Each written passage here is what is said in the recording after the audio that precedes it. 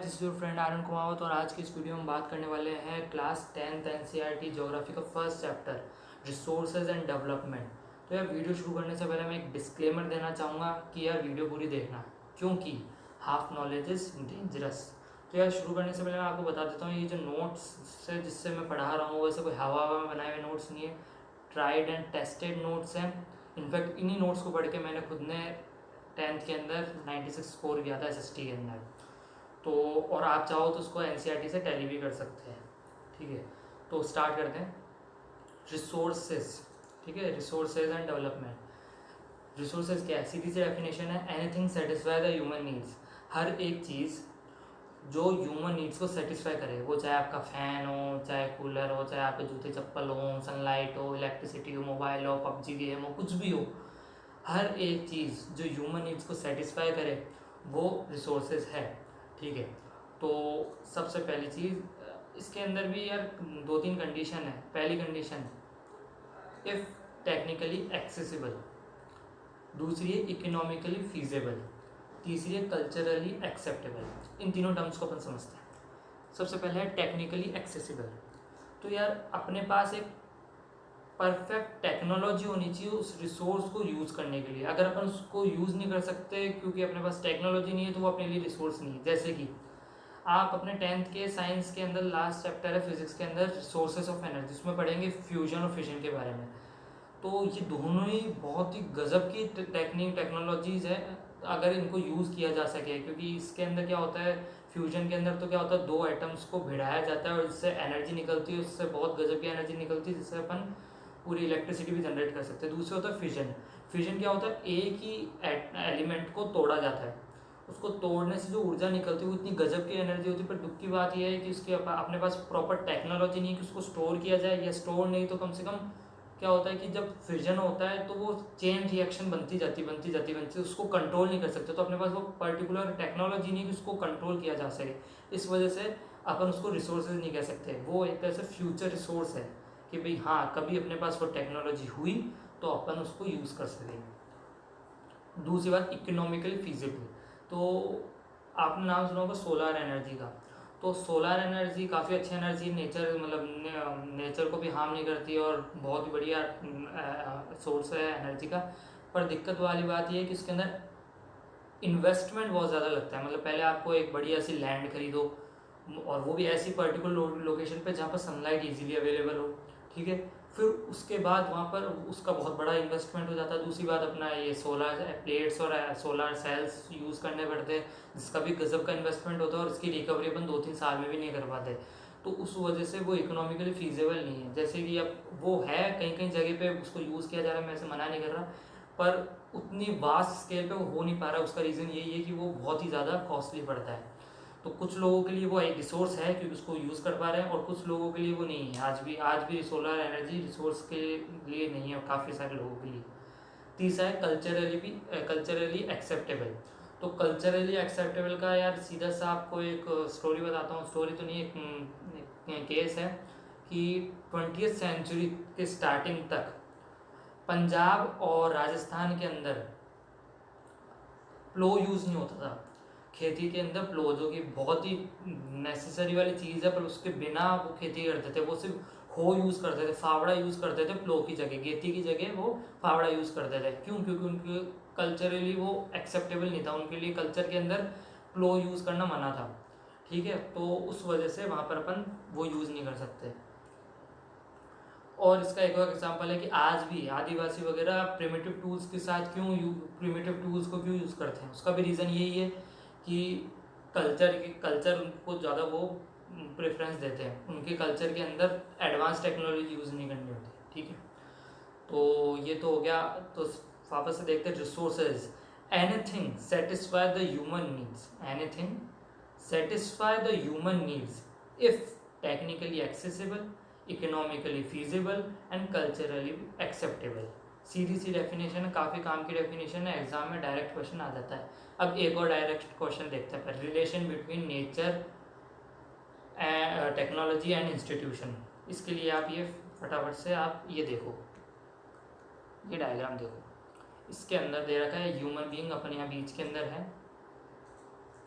Human being ठीक है। Human being interact with nature through technology and create institution. सीधी सी बात है, ह्यूमन बीइंग जो है वो ह्यूमन बीइंग खुद एक रिसोर्स है, ठीक है। वो ह्यूमन बीइंग अपना दिमाग, अपना ह्यूमन रिसोर्स को यूज़ करके, एक मिनट आपको अच्छी तरह फोटो दिखा देते हैं। हाँ, अब आप देख सकते हो, ठीक है। ये है,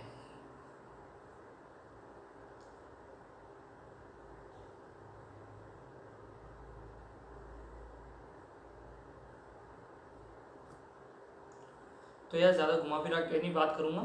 तो human itself resources interact with nature through technology create institution. इसका एग्जांपल देखते हैं अपन कि ह्यूमन बीइंग है, अपन एक कोई भी रिसोर्स मान लो, जैसे वुड कटर है, वो एक टेक्नोलॉजी हो गई, ठीक है। तो ह्यूमन बीइंग वुड कटर का इस्तेमाल से फॉरेस्ट के अंदर लकड़ी काटा, तो फॉरेस्ट क्या हो गया, अपना नेचर हो गया। ह्यूमन बीइंग टेक्नोलॉजी, जो टेक्नोलॉजी क्या है, अपना वुड कटर, ठीक है। तो ह्यूमन बीइंग कटर की मदद से पेड़ काटेगा और पेड़ काट के उस लकड़ी का कुछ भी फर्नीचर बना लिया, फर्नीचर क्या हो गया, इंस्टीट्यूशन। तो वो सीधी बात होगी, human being interact with nature through technology to create institution. Institution कुछ भी हो सकता है, यहाँ पर दे रखा है बिल्डिंग है, ब्रिजेज है, कुछ भी, सब कुछ इंस्टीट्यूशन है। जो भी ह्यूमन बीइंग कुछ भी बनाता है, मैन मेड थिंग्स, वो सब इंस्टीट्यूशन होते हैं, ठीक है। आगे बढ़ते हैं, टाइप्स ऑफ रिसोर्सेज। अब भी टाइप्स ऑफ रिसोर्सेज को क्या है, क्लासीफाई करेंगे। अब क्लासीफाई अपन एक चीज़ पे नहीं कर सकते, उनके 4 चीज़ों पे अपन क्लासीफाई करेंगे। फर्स्ट है on the basis of origin, biotic है या एबायोटिक है। सेकेंड है on the basis of exhaustibility, renewable और नॉन रिन्यूएबल। थर्ड है on the basis of ownership, individual, community, national and international, ठीक है।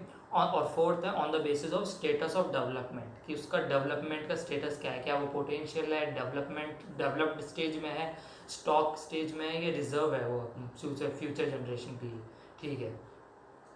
तो पहला, सबसे पहले अपन खोल के देखेंगे classification of resources on the basis of origin, ठीक है। इसके अंदर 2 पार्ट आते हैं, बायोटिक और एबायोटिक है। सीधी सी बात है, बचपन से पढ़ते हैं, बायोटिक लिविंग थिंग्स और एबायोटिक नॉन लिविंग थिंग्स। एक बार फिर से देख लेते हैं। All living organism in our environment are called biotic. सीधी सी बात है, हर एक जीव जो ब्रीथ करता है वो लिविंग होता है, और हर एक लिविंग थिंग अपने यहाँ पर एनवायरनमेंट में है, वो है biotic resource. For example trees, animals, insect etcetera. दूसरा आता है abiotic resources. All non living thing present in our environment are termed as abiotic resource. सीधी सी बात है, हर एक चीज़ जो नॉन लिविंग है वो एबायोटिक रिसोर्स है, जैसे कि earth, air, water, metals, rocks etcetera, ठीक है। दूसरा क्लासिफिकेशन देखते हैं, classification of resource on the basis of exhaustibility, ठीक है। इसका पहला पॉइंट है रिन्यूएबल और रिप्लेनिशेबल रिसोर्सेज। रिन्यूएबल और रिप्लेनिशेबल रिसोर्सेज, अब ये क्या होता है देखते हैं इसके बारे में। रिन्यूएबल, ऐसे कोई रिसोर्सेज जो कि अपन बार बार यूज कर सकते हैं या फिर शॉर्ट पीरियड ऑफ टाइम में उसको रिन्यू कर सकते हो, इसका वो होते हैं रिन्यूएबल रिसोर्सेज। जैसे कि resources date can be replenished after a short period of time. Resources that can be replenished after a short period of time are called renewable resources। सीधी सी बात है, जैसे एक एग्जांपल के थ्रू समझते हैं, agriculture, crop, water, forest, wild life etcetera, ठीक है। एग्रीकल्चर, क्रॉप्स, वाटर हो गया, फॉरेस्ट हो गया, वाइल्ड लाइफ हो गया एक्सेट्रा। अब जैसे क्रॉप है, उगाई, काटी, खाई, फिर उगाई, तो शॉर्ट पीरियड के अंदर अपन ने रिन्यू कर लिया। सनलाइट है, बार बार यूज कर पा रहे हैं, अभी भी है, 10 करोड़ साल बाद भी रहेगी। अगर कोई न्यूक्लियर अटैक या मीटियोर कुछ मतलब अर्थ तबाह नहीं हो जाती, जब तक कि सनी तबाह नहीं हो जाता तब तक अपन को रेगुलर उसकी सप्लाई मिलती रहेगी। तो वो हो गया अपने रिन्यूएबल और रिप्लेनिशेबल रिसोर्सेज। फिर दूसरा है नॉन रिन्यूएबल और नॉन रिप्लेनिशेबल रिसोर्सेज।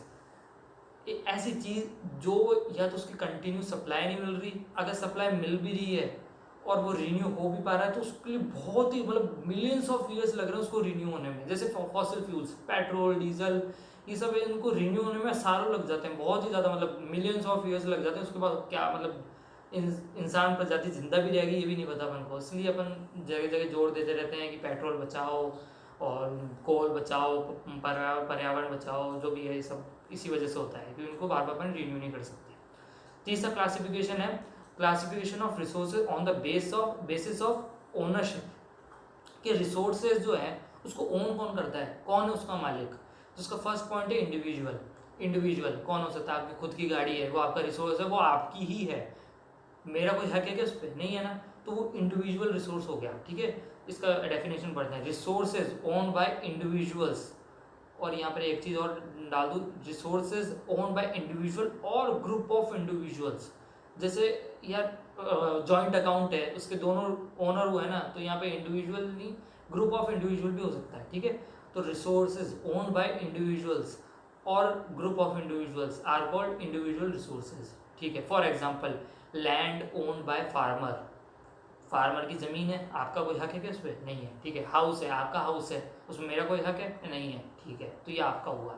कम्युनिटी, कम्युनिटी अब यार एक ही चीज़, जैसे आपके पब्लिक पार्क्स हुए, उसमें आप भी जा रहे हो, आपके आसपास की पूरी कॉलोनी वाले जा रहे हैं। ठीक है, तो वो कम्युनिटी रिसोर्स हुआ। पर आप ये देखोगे कोई यार ऑस्ट्रेलिया से आके आपके पार्क में खेलने तो नहीं आ रहा, ये भी तो है। तो मतलब हर एक जना उसको यूज़ नहीं कर सकता, मतलब कर तो सकता है पर कोई करेगा नहीं, आसपास के लोग ही करेंगे। अभी मैं मान लो जयपुर में रहता हूँ, तो मुझे पार्क यूज़ करना, मेरा क्रिकेट खेलने का मन करा, चलो यार दिल्ली चल के क्रिकेट खेलते हैं, ऐसा तो है नहीं, अपने पास के प्लेग्राउंड में खेल लूँगा मैं।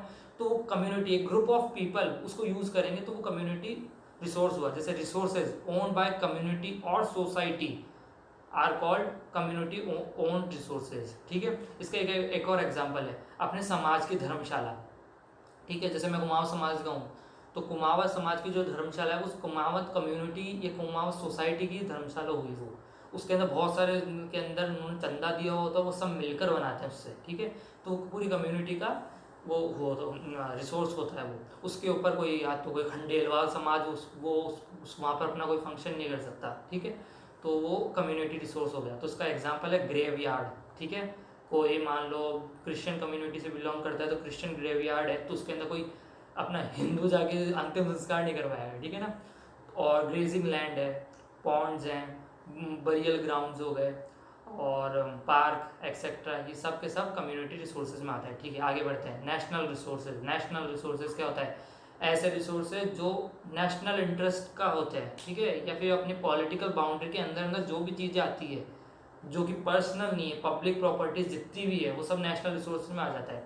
ठीक है, तो इसकी डेफिनेशन देखते हैं अपन। Technically all resources, technically all resources within political boundary, अपनी पूरी पॉलिटिकल बाउंड्री जो है, मतलब अपने ये जो मैकमहन लाइन हो गई या रेड क्लिफ लाइन हो गई, वहाँ से लेके अपना पूरी जो अपना पेनिनसुला का जो कोस्ट है, वो पूरी पॉलिटिकल बाउंड्री जो अपनी है, उसके अंदर के सारे रिसोर्सेज, और oceanic area up to 12 nautical miles. मतलब इसका भी अपन मैप से समझते हैं, दिखाता हूँ आपको।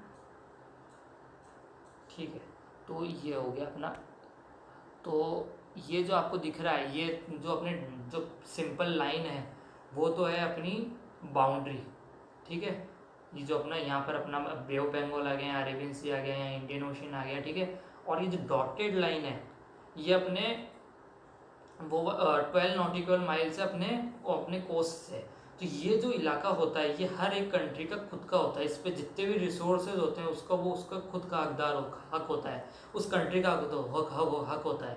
यहाँ से कोई रिसोर्स, कोई अमेरिकन कंपनी आके यहाँ से अपना रिसोर्स गैदर नहीं कर सकती। यहाँ नेशनल रिसोर्सेज हैं ये पूरी की पूरी, यहाँ इसमें सिर्फ नेशनल कंपनी जाके यहाँ पर अपने रिसोर्स को एक्सेस कर सकेगी। ठीक है, तो वापस ऊपर चलते हैं अपन। हाँ, तो national resources technically all resources within political boundary and oceanic areas up to 12 nautical miles. 12 nautical miles कितना होता है, 22.2 किलोमीटर अप्रॉक्स। ये एग्जैक्ट वैल्यू नहीं है, 22.2 किलोमीटर अप्रॉक्स 12 नॉटिकल माइल्स हो जाता है। मतलब 22.2 किलोमीटर अपनी कोस्ट से जो समुद्र है, उसके जो बीच में जो समुद्र पड़ता है, वो उसके अंदर जो भी रिसोर्सेज है, मान लो जैसे अपना बॉम्बे हाई है, वो पेट्रोल निकलता है वहाँ से, क्रूड ऑयल निकलता है, वो जो है वो अपने 12 नॉटिकल माइल्स के अंदर अंदर आता है, तो वो नेशनल रिसोर्स हो गया। कोई वहाँ से जो पेट्रोल या क्रूड ऑयल है वो अमेरिकन कंपनी आके यहाँ से एक्सेस नहीं कर सकती, ठीक है।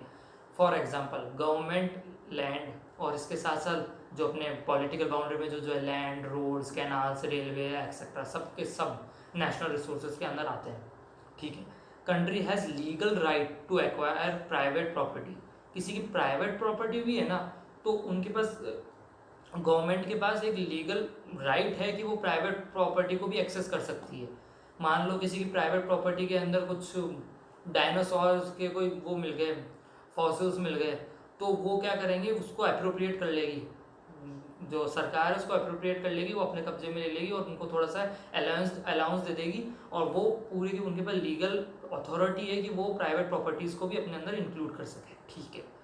इंटरनेशनल रिसोर्सेज, इंटरनेशनल रिसोर्सेज वो होते हैं जो कि इंटरनेशनल बॉडीज़ रेगुलेट करती है, जैसे यूनाइटेड नेशंस है, या फिर बहुत सारे ब्रिक्स है, या फिर सार्क नेशंस है, सारे के सारे आशियान नेशंस है। ये जो जो जो संगठन बने हुए हैं बड़े बड़े, ये सब के सब उसको रिसोर्स को अप्रोप्रिएट कर सकती है। और साथ के साथ ही जैसे अभी इंडियन ओशियन है जो 200 नॉटिकल माइल्स के बियॉन्ड जो भी समुद्र है उसके अंदर कोई भी इंटरनेशनल वाटर्स आ जाते हैं, वो वहाँ पर अपने कोई भी देश वहाँ पर अपने जहाज कुछ भी वो वहाँ पर ले जा सकते हैं, वहाँ से ट्रांसपोर्टेशन वहाँ से हो सकता है, वहाँ पे कोई परमिशन किसी भी कंट्री की लेने की ज़रूरत नहीं है, ठीक है। तो resources regulate by international bodies are called international resources. For example ocean and sea beyond 200 nautical miles, 200 nautical miles के बियॉन्ड जो भी ओशियन और सी है वो एक्सक्लूसिव इकोनॉमिक जोन, इस टर्म को याद रखना, एक्सक्लूसिव इकोनॉमिक जोन के अंडर आती है और उसके ऊपर हर कंट्री का हक होता है इस कॉल्ड। और वहाँ से कोई भी एक्सप्लोरेशन वगैरह कोई कर नहीं सकता वहाँ पर, इसके बारे में भी अपन पढ़ते हैं। ये जो एक्सक्लूसिव इकोनॉमिक जोन है इसके बारे में देखते हैं। पर according to United Nation convention under the law of sea 1982, EEZ is a sea zone over which a country has special rights over the exploration and use of marine resources। Marine resource के ऊपर कुछ country को special rights दिए जाते हैं international bodies waters के अंदर, कि वहाँ पर वो एक्सप्लोरेशन कर सकती है। उसके लिए उनको कुछ टैक्स देना पड़ता है बाकी कंट्रीज़ को, या फिर वो उनको परमिशन लेनी पड़ती है यूनाइटेड नेशंस से, ठीक है। तो ये आ गया अपना इंटरनेशनल रिसोर्सेज। जैसे कि आप इधर देख सकते हो, ये तो अपना लैंड आ गया, ये 12 नॉटिकल माइल्स, यहाँ तक 12 नॉटिकल माइल्स है जहाँ पर मेरा कर्सर है, उसके बियॉन्ड ये जो है ये EEZ है, ये 200 नॉटिकल माइल्स के आगे का है। ये पूरा यहाँ पर ये शिप घूम रहा है, किसी और कंट्री का शिप भी घूम रहा होगा ना, तो इस कंट्री को कोई दिक्कत नहीं होनी चाहिए, ठीक है, इस कंट्री को कोई दिक्कत नहीं होनी चाहिए। आगे देखते हैं। Classification of resources on the basis of status of development. Resources का क्लासिफिकेशन उस बेसिस पे कि उसका वो कहाँ तक उसका डेवलपमेंट पहुँच पाया है अभी तक, उसका कौन से डेवलपमेंट की कौन से स्टेज के अंदर वो है, उसके ऊपर हम उसको क्लासीफाई भी करते हैं, ठीक है। पोटेंशियल रिसोर्सेज, पोटेंशियल रिसोर्सेज कौन से होते हैं, वो ऐसे रिसोर्सेज जो पड़े हैं उनको अपन यूज़ नहीं कर रहे, अपने पास टेक्नोलॉजी भी है, अपन उनके बारे में जानते भी कि भाई हाँ यहाँ पेट्रोल है, पर फिर भी अपन वो यूज़ नहीं कर रहे, तो वो पोटेंशियल है, वो अपने काम में आने का, पर वो यूज़ नहीं कर रहे हैं, तो वो हो गया पोटेंशियल रिसोर्सेज, ठीक है। अब तो उसकी डेफिनेशन देख लेंगे। Resources which are found in a particular region but not yet used properly due to the lack of capital or other resources। अपने पास कैपिटल नहीं है या कोई और रिसोर्सेज नहीं है, उस वजह से अपन उसको यूज़ नहीं कर रहे हैं, ऐसे ही पड़ा है वो, ठीक है। अपन चाहो तो इन्वेस्टमेंट करके उसको यूज़ कर सकते हैं, पर फिर भी नहीं कर रहे हैं। For example Rajasthan and Gujarat receive plenty of solar energy and have plenty of wind energy, but use of these resources so far has not been developed properly. मतलब राजस्थान और गुजरात के अंदर प्लेंटी ऑफ सोलार और विंड रिसोर्सेज है, energy के वहाँ पर बहुत अच्छा पोटेंशियल है, बट उधर वहाँ पर कैपिटल या कुछ डिस्प्यूट के कारण वहाँ पर कोई उसको यूज़ नहीं कर रहा है। आगे अपन देखते हैं डेवलप्ड रिसोर्सेज। डेवलप्ड रिसोर्सेज कौन से होते हैं? सीधे से रिसोर्स जो अपन आज यूज़ कर रहे हैं, जैसे कि पेट्रोल है, कहीं से अपन निकाल रहे हैं तो वो डेवलप्ड, नॉर्मल रिसोर्स जो भी होते हैं वो सारे डेवलप्ड रिसोर्स होते हैं। डेफिनेशन देखते हैं, resources which are developed, develop हो चुके हैं, सर्वेड, उसके बारे में जांच पड़ताल भी हो चुकी है कि यहाँ पर कितना है और कितना अपन यूज़ कर रहे हैं, सब कुछ पता है उनको, for utilisation and are being used in present time, वो आज भी यूज हो रहे हैं, वो हैं developed resources.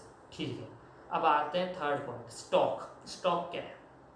Resources that are available but we don't have proper technology to use them are called stock. जैसे अपन ने शुरुआत में पढ़ा था कि रिसोर्सेज की कंडीशन ये होती है कि वो टेक्नोलॉजिकली एक्सेसिबल हो।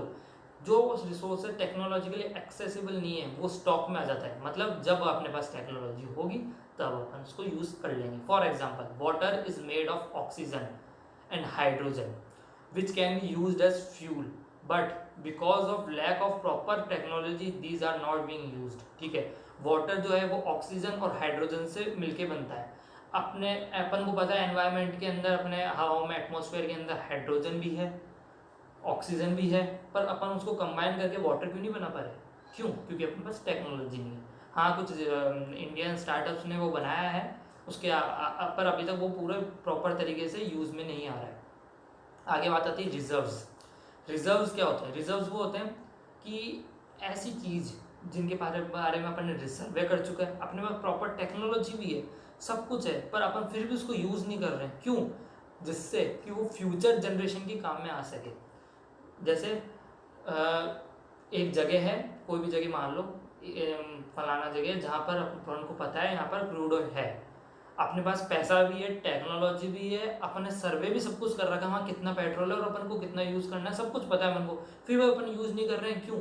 क्योंकि फ्यूचर जनरेशन का दिमाग में रख रहे हैं कि यार अपन सारा का सारा अपन यूज़ कर जाएंगे तो फ्यूचर जनरेशन को क्या मिलेगा, इसलिए उनको रिजर्व करने के लिए। जैसे डेफिनेशन देखते हैं, resources which are available and the know how to use them is also present, but their uses have been postponed, keeping in mind the need of future generations। ठीक है, for example river water which is not use to generate electricity. River water dams बनाते हैं, generate होती है electricity, पर यार इतनी बड़ी नदियाँ हैं, इतनी सारी नदियाँ हैं कि सबके ऊपर डैम्स हैं? नहीं है। क्यों नहीं है? क्योंकि अपन चाहे तो उससे अपन इलेक्ट्रिसिटी जनरेट कर सकते हैं, पर उसकी जगह अपन फ्यूचर जनरेशन के लिए उसको छोड़ रहे हैं, ऑप्शन छोड़ रहे हैं कि आप इसको यूज़ कर सको। ठीक है, इसलिए डैम्स भी धीरे धीरे बन रहे हैं। Development of resources.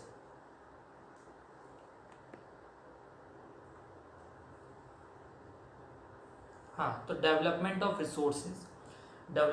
रिसोर्सेज। ठीक है, तो यार अब आते हैं अपन मुद्दे की बात पर। Resources are vital but human use it indiscriminately.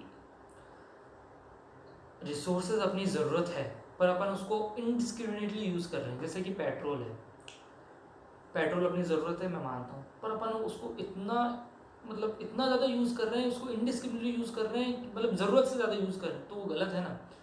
जैसे कि यार, जैसे ये मेरे पापा हैं, कहीं भी थोड़ी सी दूर अकेले भी जा रहे हैं तो कार ले जाते हैं स्कूटी की जगह, या पैदल नहीं जाते, या फिर कोई पब्लिक ट्रांसपोर्ट यूज़ नहीं करते, मतलब ऐसा समझ रहे हैं कि भाई अंधा वैसा है। ठीक है, पर जैसे ही अभी कुछ दिनों से पेट्रोल प्राइस बहुत हाई जा रहे हैं, 87 लीटर, और डीजल तो उससे भी ज़्यादा महंगा हो चुका है, तो यार मैं तो सपोर्ट करता हूँ उसको, चाहे इसके पीछे आप चाहे मुझे गालियाँ दे दो, ठीक है, पर मैं सपोर्ट करता हूँ उसको। क्या है कि जैसे मेरे पापा हैं, इतने दिनों से वैसे बिल्कुल मस्त में चल रहे थे, पर जैसे पेट्रोल के प्राइस इतने ज़्यादा हाई हुए ना, तो कहीं भी जाने से पहले वो 2 बार सोचते हैं।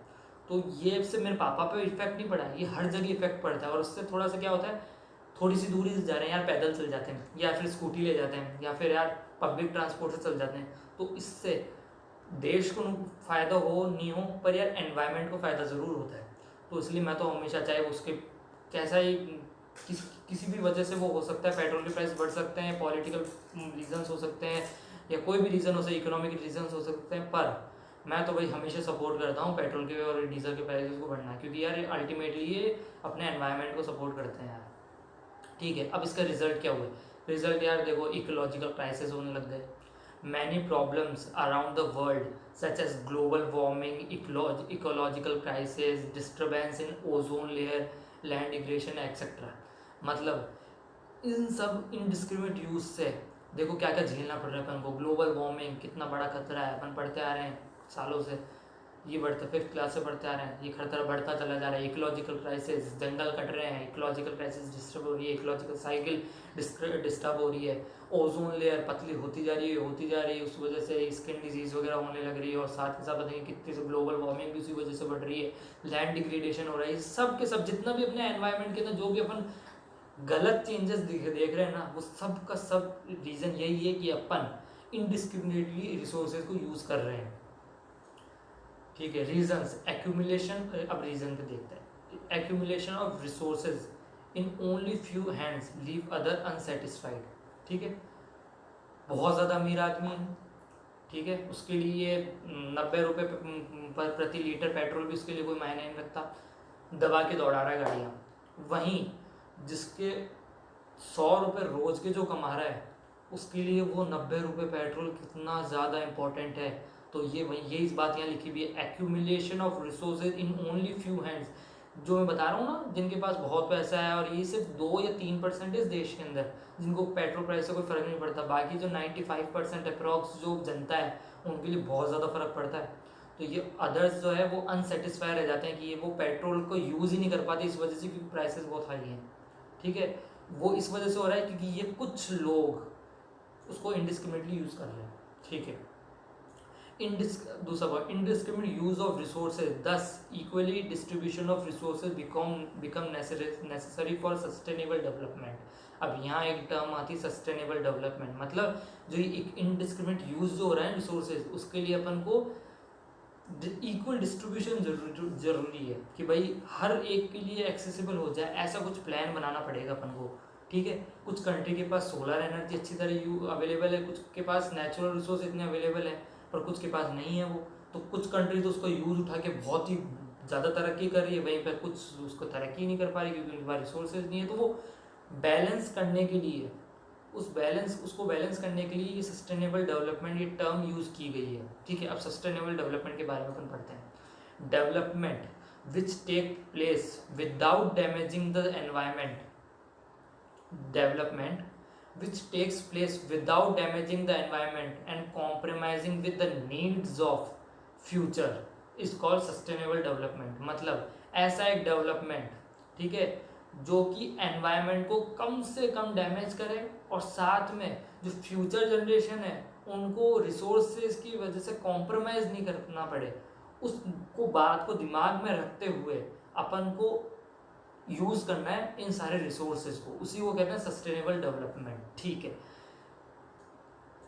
Keeping the view of justified use of resources and sustainable development, the earth summit was organised in 1992 in Rio de Janeiro, in which more than 100 state heads agreed with the Agenda 21 for the sustainable development and proper use of resources। ठीक है, तो इस sustainable development के मुद्दे को ध्यान में रखते हुए अर्थ समिट के ने ऑर्गेनाइज करा ये जो एजेंडा 21 को, रियो डी जेनेरियो के अंदर ये अर्थ समिट हुआ 1992 के अंदर। उसमें लगभग 100 स्टेट हेड्स मतलब स्टेट मतलब कंट्रीज, और हेड्स मतलब उनके प्राइम मिनिस्टर या प्रेसिडेंट ने एग्री किया एजेंडा 21 के ऊपर और सस्टेनेबल डेवलपमेंट को माना कि भाई हाँ ज़रूरत है इस सस्टेनेबल डेवलपमेंट की, उन्होंने इसको माना। अब ये एजेंडा 21 के बारे में पढ़ते हैं। एजेंडा 21 एक एजेंडा है जो कि कॉम्बैट करता है एनवायरमेंटल डैमेजेस को, पॉवर्टी को और डिजीज़ को। ठीक है, इन सब जो मुद्दे जो ऐसे हैं जो इंटरनेशनली इंटरेस्ट के मुद्दे हैं, जिनको सब मतलब मोर देन 100 कंट्रीज़ ने माना कि भाई हाँ ये ज़रूरी है, अगर इसके खिलाफ अगर आवाज़ नहीं उठाई गई तो बहुत देर हो सकती है। तो इसके ऊपर ग्लोबल कोऑपरेशन से सहमति बनी कॉमन इंटरेस्ट के साथ कि भाई हाँ अपन को रिस्पॉन्सिबिलिटी उठानी है अपने एनवायरनमेंट को बचाने के लिए। कंसेप्ट, ये इंपॉर्टेंट पॉइंट है, ये 1 मार्क में आ सकता है आपके पास। Concept of sustainable development was introduced by Brundtland commission report in 1987। जो सस्टेनेबल डेवलपमेंट का सबसे पहला जो कंसेप्ट है ये रखा गया था ब्रंटलैंड कमीशन रिपोर्ट में 1987 में। ठीक है, अब आगे अपन रिसोर्सेज प्लानिंग पढ़ेंगे, रिसोर्सेज इन इंडिया पढ़ेंगे, सब पढ़ेंगे अगली वीडियो के अंदर, पार्ट 2 के अंदर। ये पार्ट 1 था, इसको यहीं समाप्त करते हैं। Thank you.